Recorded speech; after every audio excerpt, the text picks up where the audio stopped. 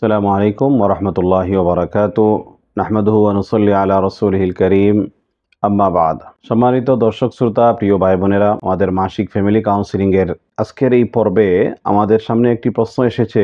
একজন বোন প্রশ্ন করেছেন যে, আসসালামু আলাইকুম, আমি মানসিকভাবে খুবই বিপর্যস্ত। আমার জীবনে একের পর এক সমস্যা যা আমি নিজে নিজে ডিল করতে পারছি না। এই অবস্থায় আমার ঈমান অনেক দুর্বল হয়ে যাচ্ছে। আমি একজন বিজ্ঞ আলেমের পরামর্শের প্রয়োজনীয়তা খুব দরকার মনে করছি আমার জন্য। সম্মানিত দর্শক শ্রোতা, আমাদের সমাজে মানসিকভাবে হতাশাগ্রস্ত, ডিপ্রেশনে আক্রান্তের সংখ্যা অনেক বেশি। এমনকি একটি আন্তর্জাতিক জরিপে দেখা গেছে যে 350 বিলিয়ন মানুষ মানসিকভাবে খুবই হতাশাগ্রস্ত এবং যেটাকে ডিপ্রেশন বলা হয়, এই ডিপ্রেসড হয়ে আছেন। আমরা দেখতে পাই যে কোরআনুল কারীম এবং হাদিসে রাসূল সাল্লাল্লাহু আলাইহি ওয়াসাল্লামে এই ডিপ্রেশন থেকে মুক্তির অনেকগুলো পন্থা আল্লাহ তাআলা বাতলে দিয়েছেন, রাসূলুল্লাহ সাল্লাল্লাহু আলাইহি ওয়াসাল্লাম বলে দিয়েছেন। এজন্য আমরা যদি একটু কোরআন হাদিস চর্চা করি, তাহলে এই বোনের যে সমস্যা বা উনার মতো আরও যারা সমস্যাগ্রস্ত আছেন, ইনশাআল্লাহ এই সমস্যার সমাধান হয়ে যাবে কোরআন এবং হাদিসের দিকে আমরা যদি প্রত্যাবর্তন করি। আমাদের সমাজের মধ্যে দুশ্চিন্তা, মানসিক চাপ থেকে মুক্তি পাওয়ার জন্য আমরা বিভিন্নভাবে বিভিন্ন পথ আমরা খুঁজি, বিভিন্নভাবে আমরা দৌড়ঝাঁপ করি, আমরা চেষ্টা করি যে এটার সমাধান হওয়ার জন্য, কিন্তু আমরা চিরস্থায়ীভাবে আসলে কোনো সমাধান আমরা পাই না।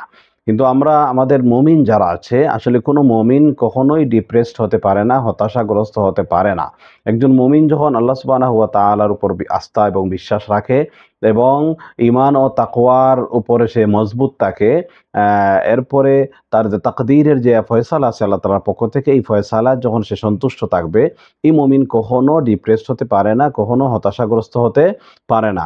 এজন্য একজন মুমিন তার ঈমান যত শক্তিশালী হবে, আল্লাহ তাআলার উপর এবং তাকদীরের উপর বিশ্বাস যত শক্তিশালী হবে, তার মানসিক শক্তিটাও তত শক্তিশালী হবে।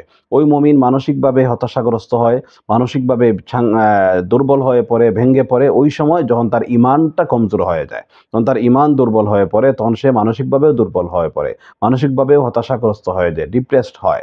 এজন্য আমরা প্রথম কাজ হচ্ছে যে আমাদের ঈমান মজবুত করতে হবে, আল্লাহ তাআলার উপর অবিচল আস্থা রাখতে হবে এবং আমাদের তাকদীরের উপর বিশ্বাস আমাদের রাখতে হবে। এর প্রথম কথা যে অবস্থার মুখোমুখি আমি হই না কেন, এটা আল্লাহ তাআলার পক্ষ থেকে হচ্ছে, এটা আল্লাহ তাআলাই ভালো জানে এবং এর মধ্যে একটু খায়র আছে, কল্যাণ আছে আল্লাহ তাআলার পক্ষ থেকে। এই বিশ্বাস আমাদের রাখতে হবে যে পরিস্থিতির মুখোমুখি হই না কেন। 2 নম্বর কাজ হচ্ছে যে আমরা বেশি বেশি করে ইস্তেগফার পাঠ করব। আল্লাহ সুবহানাহু ওয়া তাআলার কাছে আমরা ইস্তেগফার করব বেশি বেশি করে, খুবই বেশি করে ইস্তেগফার করব। কারণ ইস্তেগফারের মধ্যে যে সমাধান আল্লাহ রাব্বুল আলামিন দিয়েছেন, সেই সমাধান আসলে অন্য কোথাও পাওয়া যায় না। যেমন রাসূলুল্লাহ সাল্লাল্লাহু আলাইহি ওয়াসাল্লাম এক হাদিসের মধ্যে বলেছেন, মান লাজিমাল ইস্তিগফার জাআলাল্লাহু মিন কুল্লি যায়কিন মাখরাজা ওয়া মিন কুল্লি হাম্মিন ফারাজা ওয়া রাযাকাহু মিন হাইসু লা ইয়াহতাসিব। যে ব্যক্তি নিয়মিত ইস্তিগফারের আমল করবে, আল্লাহ রাব্বুল আলামিন তার সকল সংকট দূর করে দিবেন, আল্লাহ রাব্বুল আলামিন তার দুশ্চিন্তা দূর করে দিবেন এবং তাকে কল্পনার বাইরে থেকে রিজিকের ব্যবস্থা করে দিবেন। দেখুন প্রিয় দর্শক শ্রোতা, যেখানে আল্লাহ রাব্বুল আলামিন ইস্তিগফারের মধ্যে আমাদের এই যে সমস্যা, আমরা যে প্রশ্নের আলোকে আমরা যে আলোচনা শুরু করেছি, এই সমস্যার সমাধানটা ইস্তিগফারের মধ্যে পাওয়া যাচ্ছে। যে আল্লাহ তাআলা নিয়মিত ইস্তিগফার করলে আমাদের দুশ্চিন্তা দূর করে দিবেন। আমাদের সংকট থাকলে, যত রকমের সংকট হতে পারে, সব রকমের সংকটের সমাধান আল্লাহ রাব্বুল আলামিন করে দিবেন। দ্বিতীয় যে আমল, সেটা হচ্ছে রাসূলুল্লাহ সাল্লাল্লাহু আলাইহি ওয়াসাল্লামের উপর অধিক পরিমাণে দুরূদ পাঠ করা। দরুদ পাঠের মাধ্যমে মুমিনের অন্তর প্রশান্ত হয়, মুমিনের আত্মা শান্তি পায় এবং রাসূলুল্লাহ সাল্লাল্লাহু আলাইহি ওয়াসাল্লামের উপরে দরুদ পাঠের মাধ্যমে একজন মুমিন তার দুশ্চিন্তা থেকে সে মুক্তি লাভ করতে পারে। এই জন্য আমরা বেশি বেশি করে কি করব, দুরুদের উপর আমল করব, রাসূলুল্লাহ সাল্লাল্লাহু আলাইহি ওয়াসাল্লামের উপর দরুদ শরীফের কি করব, আমল করব। দরুদ শরীফ স্বতন্ত্র একটি ইবাদত। কেউ যদি শুধুমাত্রই দরুদ শরীফের উপর আমল করে, তাহলেও আল্লাহ রাব্বুল আলামিন বান্দার পেরেশানি দূর করে দিবেন, তার দুশ্চিন্তা দূর করে দিবেন, আল্লাহ রাব্বুল আলামিন তার গুনাহ মাফ করে দিবেন, আল্লাহ রাব্বুল আলামিন তার দারাজাতকে বুলন্দ করে দিবেন। এভাবে আল্লাহ তাআলা বান্দাকে পুরস্কৃত করবেন নবী পাক সাল্লাল্লাহু আলাইহি ওয়াসাল্লামের উপর দরুদ পাঠের মাধ্যমে। 4 নম্বর যে আমল আমরা আপনাদের সামনে বলবো, সে যে আমরা কিছু দোয়া আমরা করব। আমরা কি করব? দোয়া পাঠ করব। যেমন দোয়ার মধ্যে প্রথম বিষয় হচ্ছে জিকির। আল্লাহ তাআলার অধিক পরিমাণে জিকির আজকার করা। আল্লাহ তাআলা কোরআনুল কারীমের মধ্যে বলেছেন যে আলা বিযিকরিল্লাহি তাতমাইন্নুল কুলুব, যে জেনে রাখো যে আল্লাহর জিকিরের মধ্যে অন্তরের প্রশান্তি রয়েছে। যে আল্লাহ তাআলার জিকির করলে অন্তর কি হয়? প্রশান্ত হয়, অন্তর স্থির হয়, অন্তরের মধ্যে ইতমিনান আসে, সুকুন আসে, শান্তি আসে। এজন্য এই জিকিরের উপর আমরা আমল করব বেশি বেশি। যে কোনো রকমের জিকির হতে পারে।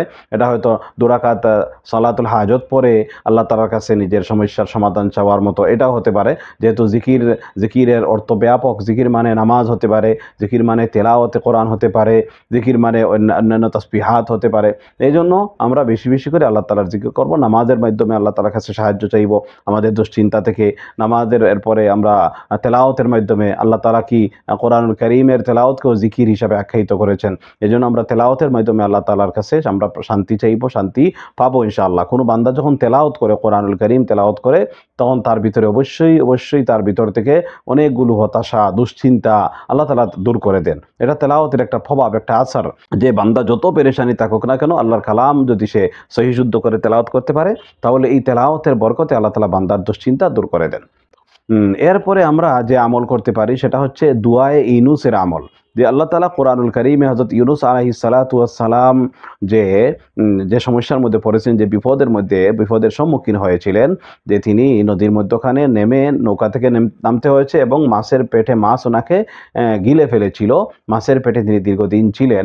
এই যে মাছের পেটে তিনি কয়েকদিন ছিলেন, এই মাছের পেটে থাকার কারণে তিনি এটা একটি অস্বাভাবিক একটি বিপদ। যে এই বিপদের মুখোমুখি সাধারণত মানুষ হয় না। এটি একটি মারাত্মক একটি বিপদের মধ্যে তিনি পড়ে গিয়েছিলেন।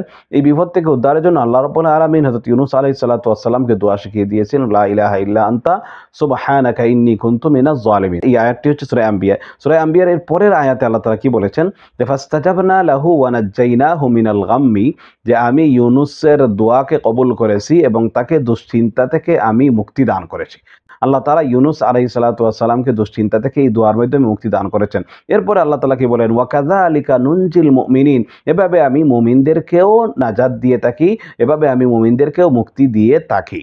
সুতরাং এখান থেকেও আমরা সুস্পষ্টভাবে যে বার্তাটা পেয়ে থাকি আল্লাহ তাআলার এই আয়াত থেকে, যে আল্লাহ তাআলা ইউনূস আলাইহিস সালামকে যেভাবে কঠিন 3 অন্ধকারের ভিতর থেকে, দুশ্চিন্তা থেকে, বিপদ থেকে উদ্ধার করেছেন, আমরাও যদি যে কোনো রকমের বিপদের মধ্যে থাকি, আমরাও যদি দুশ্চিন্তার মধ্যে আপতিত থাকি, আল্লাহ রাব্বুল আলামিন আমরা মুমিনদেরকে ঈমানের সাথে যদি আল্লাহ তাআলার কাছে এই দোয়া আমরা পাঠ করি, আল্লাহ তাআলার জন্য আমরা এই দোয়া পাঠ করি, তাহলে আল্লাহ তাআলা কি করবেন? আমাদের দুশ্চিন্তাও দূর করে দিবেন। ওয়া কাযালিকা নুনজিল মুমিনিন, আল্লাহ তাআলা এভাবে মুমিনদেরকেও নাজাত দিয়ে থাকেন, মুক্তি দিয়ে থাকেন। আল্লাহ তাআলা আমাদেরকেও মুক্তি দান করবেন। এই দোয়া ইউনূসের আমল আমরা বেশি বেশি করে করব। আরেকটি হাদিসের মধ্যে, আবু দাউদের হাদিস, একদিন রাসূলুল্লাহ সাল্লাল্লাহু আলাইহি ওয়াসাল্লাম মসজিদে নববীর মধ্যে প্রবেশ করলেন। প্রবেশ করার পরে দেখলেন যে একজন সাহাবী, আনসারী সাহাবী আবু উমামা রাদিয়াল্লাহু তাআলা আনহু, তিনি মসজিদের মধ্যে নামাজের ভিন্ন একটা সময় মসজিদে বসে আছেন। রাসূলুল্লাহ মসজিদে প্রবেশ করে দেখলেন যে তিনি একা বসে আছেন। বললেন, আবু উমামা, তুমি এই অসময়ে তুমি মসজিদে বসে আছো, কি ব্যাপার? কি কোনো সমস্যা? তখন তিনি বলেন, ইয়া রাসূলুল্লাহ, আমি বড় দুশ্চিন্তাগ্রস্ত হয়ে আছি। আমার অনেক দুশ্চিন্তা, পেরেশানি এবং আমার ঋণ রয়েছে। এই ঋণ থেকে উদ্ধারের জন্য আমি বড় দুশ্চিন্তার মধ্যে আছি। রাসূলুল্লাহ সাল্লাল্লাহু আলাইহি ওয়াসাল্লাম বললেন যে আমি তোমাকে একটি দোয়া শিখিয়ে দিব। এই দোয়াটা যদি তুমি পাঠ করো, এই দোয়ার উপর যদি তুমি আমল করো, তাহলে আল্লাহ রাব্বুল আলামিন তোমার দুশ্চিন্তা দূর করে দিবেন, তোমার ঋণ পরিশোধের ব্যবস্থা করে দিবেন। আল্লাহ রাসূল সাল্লাল্লাহু আলাইহি ওয়াসাল্লাম ওই সাহাবীকে দোয়া শিখিয়ে দিলেন যে আল্লাহুম্মা ইন্নী আউযু বিকা মিনাল হাম্মি ওয়াল হুজনি ওয়া আউযু বিকা মিনাল আজজি ওয়াল কাসলি ওয়া আউযু বিকা মিনাল বুখলি ওয়াল জুবনি ওয়া আউযু বিকা মিন গালাবাতিদ দাইনি ওয়া কাহরির রিজাল। এই দোয়া আল্লাহর রাসূল সাল্লাল্লাহু আলাইহি ওয়াসাল্লাম শিখিয়ে দিলেন যে দুশ্চিন্তা থেকে, টেনশন থেকে, সংকট থেকে উত্তরণের জন্য কি এই দোয়া আল্লাহ রাসূল সাল্লাল্লাহু আলাইহি ওয়াসাল্লাম শিখিয়ে দিলেন, এবং মানুষের জুলুম থেকে, এরপরে ঋণ থেকে উদ্ধারের জন্য এই দোয়াটা আল্লাহ রাসূল সাল্লাল্লাহু আলাইহি ওয়াসাল্লাম ওই সাহাবীকে শিখিয়ে দিলেন। ওই সাহাবী ওই দোয়ার উপর আমল শুরু করলেন। আমল করতে করতে একদিন আল্লাহ রাসূলের কাছে এসে বললেন, ইয়া রাসূলুল্লাহ, আমি এই দোয়ার উপর আমল করেছিলাম, আমার ঋণ তো পরিশোধ হয়ে গেছে, আমার সকল দুশ্চিন্তা দূর হয়ে গেছে। সুবহানাল্লাহ। দেখেন, এই দোয়ার উপর আমল করার মাধ্যমে ওই সাহাবী দুশ্চিন্তা মুক্ত হয়ে গেছেন। এই জন্য যে বোন আমাদের কাছে এই প্রশ্নটি পাঠিয়েছেন, এই বোনের কাছে আমাদের এই নিবেদন থাকবো, এই আরজ থাকবো, যত রকমের দুশ্চিন্তায় ভোগেন না কেন, জীবন কি হয়ে গেছে, আটকা পড়েছে, জীবন চলতেছে না, আর যেভাবেই হাত দেন, যেদিকেই যান সেদিকেই শুধুমাত্র অন্ধকার দেখেন, সেদিকেই শুধু ব্যর্থতা দেখেন, এখানে বিচলিত হওয়ার কোনো কারণ নেই। এর মধ্যে একটা খায়ের আছে, কল্যাণ আছে। হয়তো আমাদের কোনো গুনাহের কারণে এটা হচ্ছে, গুনাহ থেকে বিরত থাকতে হবে, গুনাহ থেকে বেঁচে থাকতে হবে, গুনাহ থেকে তাওবা করতে হবে। এখানে আমাদের আরেকটি আমল হলো যে তাওবা করা। তাওবার মাধ্যমে আল্লাহর বলা, এই যে ইস্তেগফারের আমল বললাম, যে ইস্তেগফারের মধ্যে কিন্তু তাওবা আছে।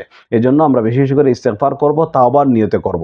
তখন কি হবে, যে আল্লাহ তাআলা আমাদের গুনাহ মাফ করে দিবেন। আর আমাদের গুনাহের কারণে অনেক সংকটের, অনেক সমস্যার মুখোমুখি আমরা হয়ে থাকি। তো আমরা যখন আল্লাহ তাআলা আমাদেরকে গুনাহ থেকে মাফ করে, গুনাহ থেকে আল্লাহ তাআলা আমাদেরকে পরিত্রাণ দিবেন, গুনাহ থেকে মুক্তি দান করবেন, গুনাহ মাফ করবেন, তখন আল্লাহ তাআলা আমাদের জীবনের মধ্যে পরিবর্তন আসবে।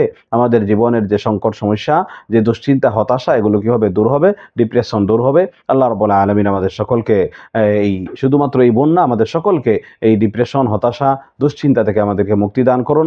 এবং যেভাবেই আমরা দুশ্চিন্তাগ্রস্ত হই না কেন, কোরআন এবং হাদিসের আশ্রয়ে, কোরআন সুন্নাহর মাধ্যমে এই ডিপ্রেশন, দুশ্চিন্তা থেকে মুক্তির লাভের আল্লাহ তাআলা আমাদেরকে তৌফিক দান করুন। ওয়া আখিরু দাওয়ানা আনিল হামদুলিল্লাহি রাব্বিল আলামিন।